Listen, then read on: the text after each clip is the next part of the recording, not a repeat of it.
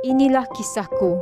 Kisah kejayaan seorang guru pendidikan khas tak kala dunia digegarkan dengan penularan pandemik COVID-19. Kisahku mungkin cerita basi biasa bagi segelintir, tetapi tetap luar biasa bagiku. Yang pastinya kisah ini akan dapat kuceritakan buat anak cucuku generasi alfa dan seterusnya. Sudah setahun lebih dunia dilanda pandemik COVID-19. Tidak pernah sekali-kali terlintas di fikiran.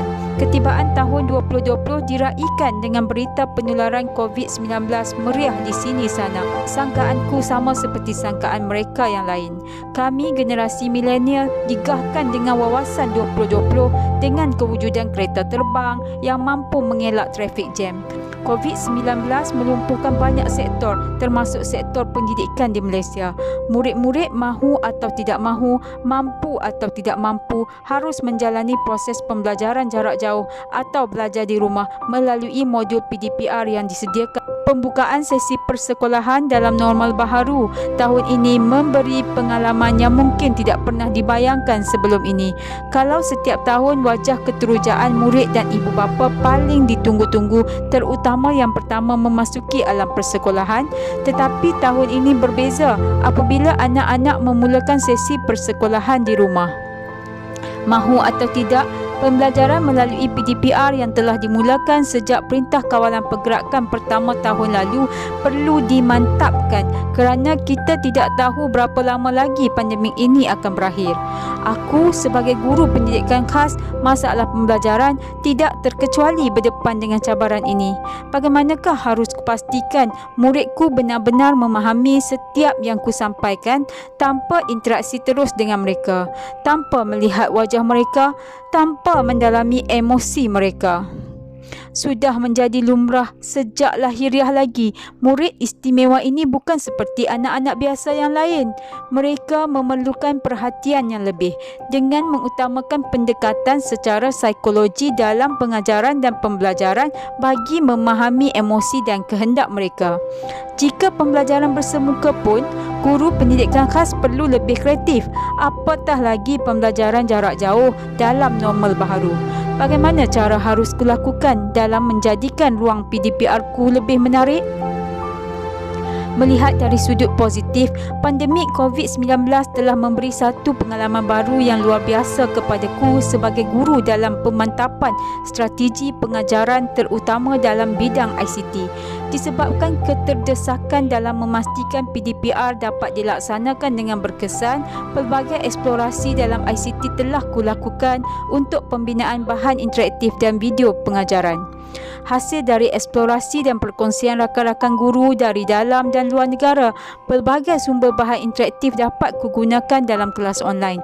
Antaranya adalah permainan interaktif seperti quizzes, Kahoot, Who Wants to be a Millionaire, Wheel of Fortune dan pelbagai lagi yang menjadi kegemaran murid dan menimbulkan minat murid istimewaku untuk berinteraksi dengan aktif dalam kelas online. Tidak pernah juga terlintas dalam fikiran akan menjadi seorang guru yang mempunyai channel sendiri di YouTube dengan bilangan subscriber melebihi 1,000 orang. Melalui channelku Cikgu Ainul, aku telah berjaya menghasilkan lebih dari 50 video pengajaran untuk murid pendidikan khas seluruh Malaysia, terutama video tutorial sebagai perkongsian kepada guru-guru lain dalam memantapkan PDPR mereka.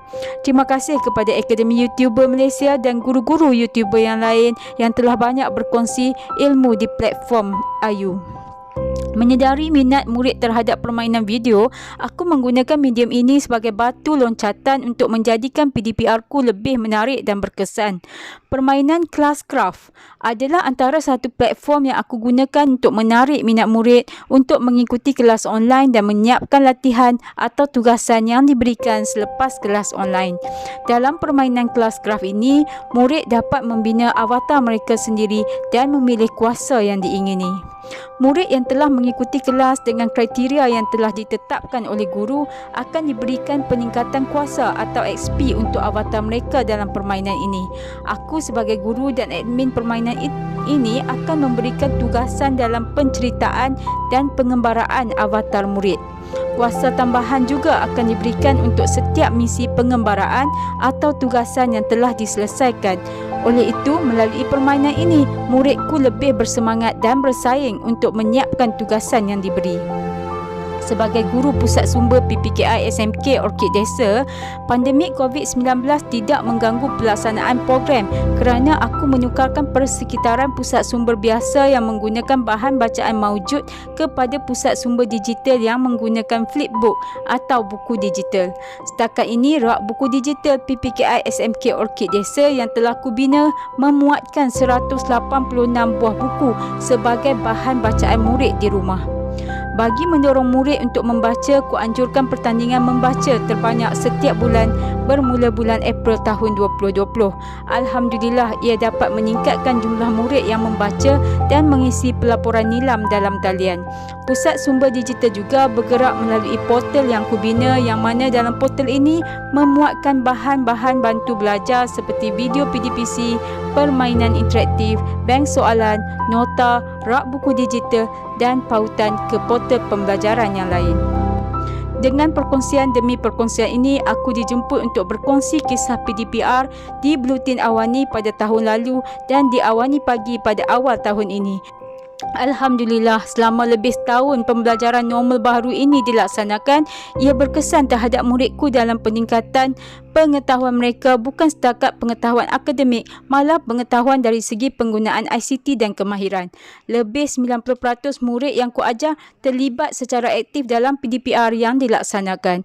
Aku bersyukur kerana di sebalik pandemik ini ada hikmah yang tersimpan. Pandemik ini menjadikanku seorang guru yang lebih kuat, berfikiran positif, bersyukur, bersemangat dan sentiasa bersedia mendepani cabaran yang lebih besar di masa hadapan. Sekian saja lakaran kisah PDPR-ku. Yang baik jadikan panduan, yang buruk jadikan teladan. Semoga bahana ini segera pergi.